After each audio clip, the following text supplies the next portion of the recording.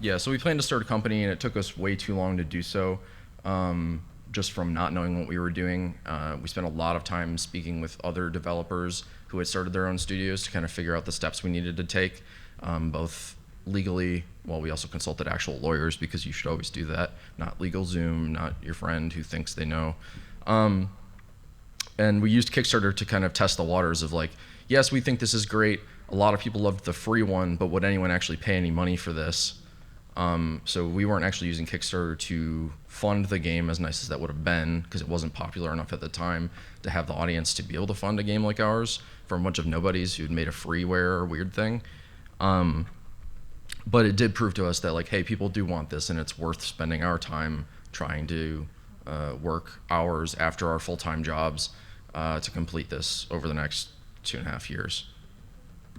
It also helped us continue to like build our fan base and get people excited about it, because back then the context of that is that Kickstarter was a very popular thing, and you could get a lot of articles in the press written about you just from running a Kickstarter campaign, because they were new and shiny. And whereas now, if you say Kickstarter in a press email to press, they're like, go away, because they got thousands and thousands of them after that, and it's a lot harder to do.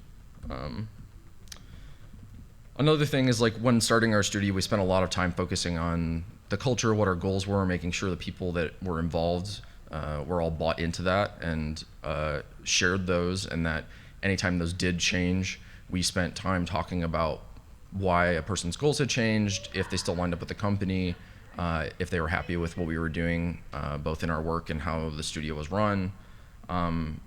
Because as much as making a game is super difficult and complicated, making sure the people you're working with are happy and fulfilled is equally, if not more important, and is a soft skill that just takes time and empathy to learn. Showed the game at a ton of events, including the Indie Mega booth and things like that. Eventually ended up on the Sony main stage for their press conference during E3 2013, which involved us kind of picking them as our first console partner. And we'd spoken with them briefly at GDC 2011, which is something people don't know, that we had been fostering that relationship for like 2.5 years. And they'd come by to our booth at everything we showed at. And eventually at PAX East 2013, we're like, hey, we're working on this kind of self-publishing thing for PlayStation 4, especially for smaller studios. Would you be interested? We said absolutely, because at the time we were actually ready, whereas GDC 2011 we weren't ready at all. We weren't even a studio yet. And they just sent us the kits. Luckily our engine is a weird open source Frankenstein monster, and so our programmers were competent enough to figure out how to put the game on PlayStation 4. We did that within a month, sent the build back to Sony, and then they asked us if we wanted to be on stage at E3, which was a huge opportunity. And I think a big part of being successful is being prepared to grab hold of opportunities like that, always having builds of your game ready, always having enticing screenshots, always having trailers and things like that you can give to a person at a moment's notice, even if like the build of the game is old or whatever. We spend a lot of time researching and talking to people who have done it before, who have failed, who have succeeded, and why. And I think that's a big reason why we've, at least so far, been successful. But one thing that you should also keep in mind is that we've only released one successful game, so you should also be questioning everything I'm saying right now.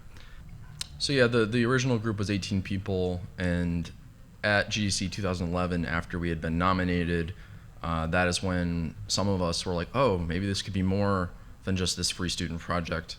And that's when we decided that we would try and start a studio, which we had kind of preemptively thought about a little bit, in that we had signed over all the rights to one person on the team, so that if there was any publishing deals or anything like that came up, we trusted them to make that decision, because more context for the DePaul Game Experience kind of extracurricular thing is that there was one the year before us, and they ran into problems where when they went to GDC and people were interested in their game, Devil's Tuning Fork, all of them had to say yes to anything before they could move forward with it, which having that many people have to have approval on anything is difficult.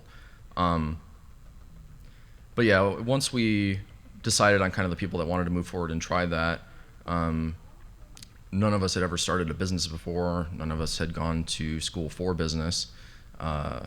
And the process of like finding a lawyer who we trusted to actually incorporate the company and stuff like that was a whole thing. Figuring out the Kickstarter while still working on the game, while still being in school, because some of us were juniors and some of us were seniors at the time. And also any other day job, full-time job stuff we had going on.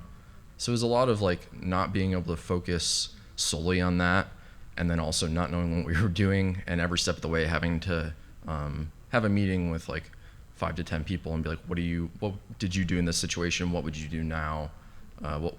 What should we avoid? That kind of stuff. And then also deciding like what kind of company do we want to be? How should our bylaws look?